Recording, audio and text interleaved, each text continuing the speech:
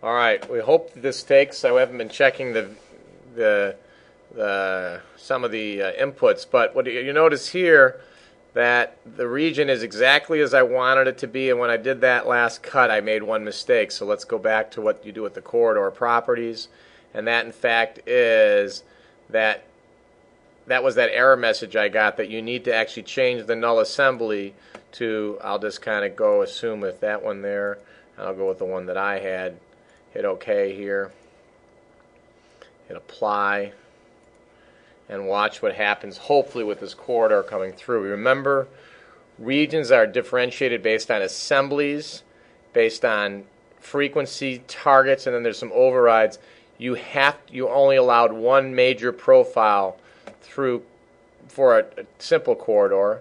Hit apply here. I'm going to hit OK. And my general sense is at this point, I think it worked. You don't know. Hopefully it won't explode. And you start to see now that in fact the road did not follow the target. So this did not work as you look at the process through. So you're going to try it again. You're visually looking that it should have expanded out. So you're going to try this one more time, and that had to do with the process of me going through. So you go back to the corridor properties. You go to here and you basically go back to setting the targets, and those targets got reset. So I'm going to go back for the width on the lane right, select from drawing, and you have that line out there. Hit OK, and for the left, select from drawing, and you're going to grab that one on the left, which hopefully you can find is that one out there. Hit OK. Now you've done those two. Hit OK.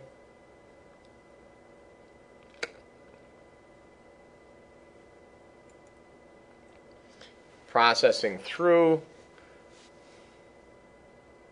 And in all reality, you'll see where that will have pushed farther than you want.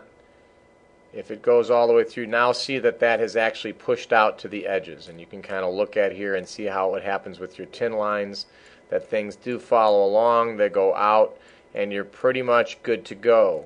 So now the last little bit you might want to do, and you think all the way through, you might want to increase the frequency perhaps through there, but you kind of made it work. So let's finally finish up now and realize there's going to be some overlap. If you think about this road from here to here, you're going to have to do some editing eventually and not have it go. But the other thing you're going to change now is in fact this one. We'll leave it on and just push this one back. You select that. These points are troublesome, but I'm going to pull that back to here. Hopefully we'll see if that works.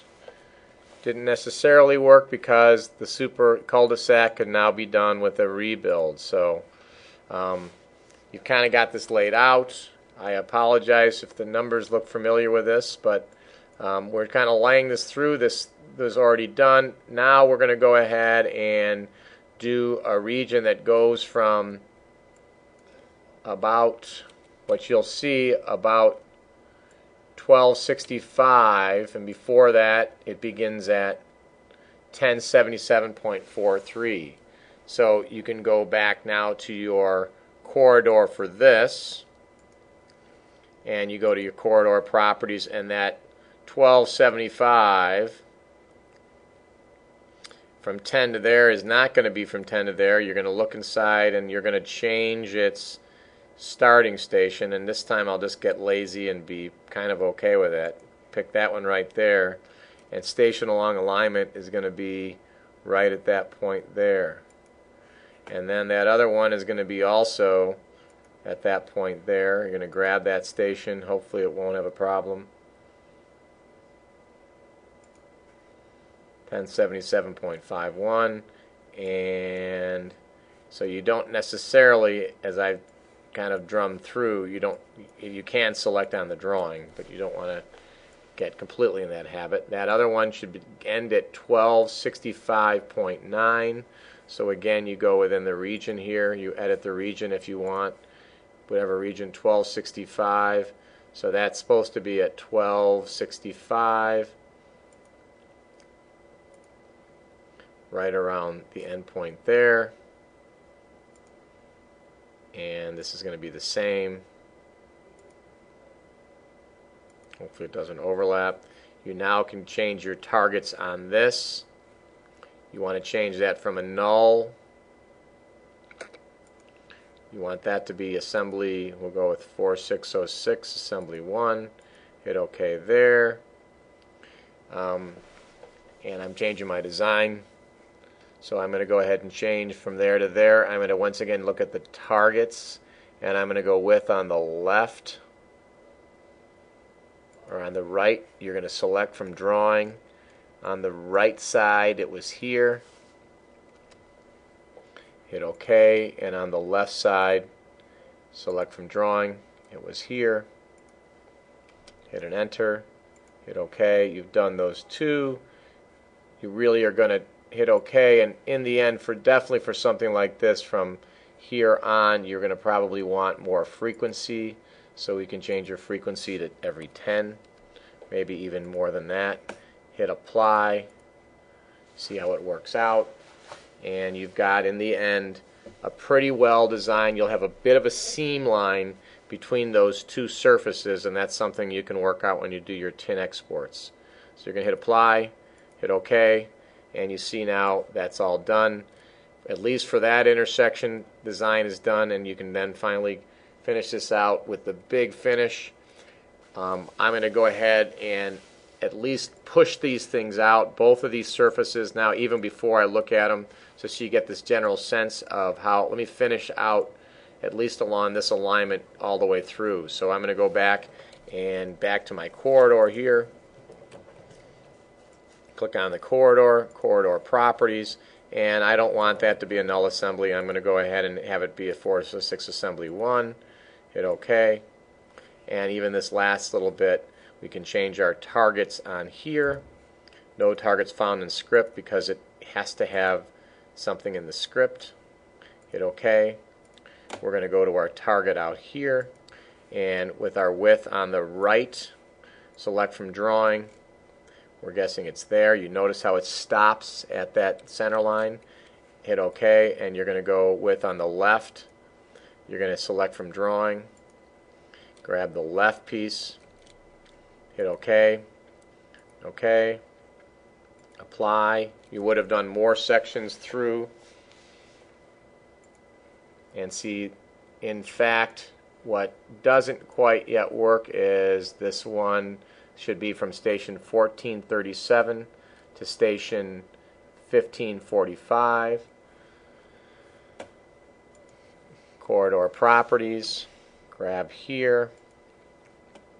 Corridor properties to 1545 to 1690. That's not the one you want, so you're going to go back to this one. That was probably, that's okay. The targets is what you wanted. The width on the right side, select from drawing, grab that. The width on the left side, select from drawing, grab that. Hit OK. OK. Try it one more time. This time we will think about the frequency being more frequent, 10. Hit OK. Hit apply.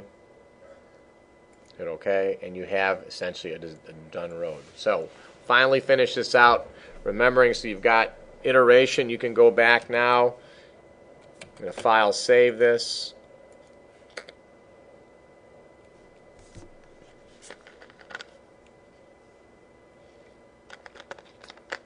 You should be relatively good to go. That last little bit, just to be clean about it, we might as well make an assembly, change that corridor properties, the last one, to be a null assembly.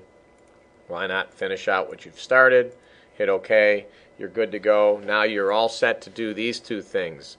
You're finally done your corridors. You want to go back to your surfaces now. Within your corridors first superhighway, you're going to go to corridor properties. You're going to go to surfaces. You're going to hit that button. Make them all, just keep 2. So you're going to take that, double click, cul-de-sac. You're going to keep the top, and you're going to keep the datum.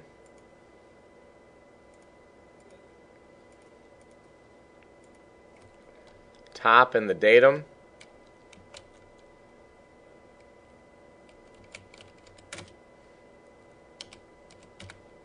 And I'll just do it for this one surface because it's getting late and I want to get out of here.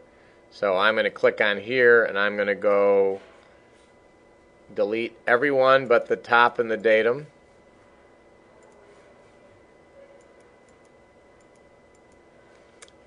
And then go to boundaries. You're going to right click, add automatically. For now we're doing the daylight. Same thing, right click, add automatically. For now we're doing the daylight. Later on you'll be doing targeting. And as you do that, you'll see that helped out. And you're going to do finally the same thing for here. You're going to go to this one. You're doing a different corridor. You go to this corridor, corridor properties. Right, you've actually done, it looks like you've kind of done that already. Looks like things are kind of done. So they're there. Hopefully it all works out. Hit OK. Last bit now is to change those. If you remember to go about, you go in and you want to go to your surfaces. You want to go to the cul-de-sac top. You're going to go right click, change the surface properties to proposed triangles. Works for me. Right.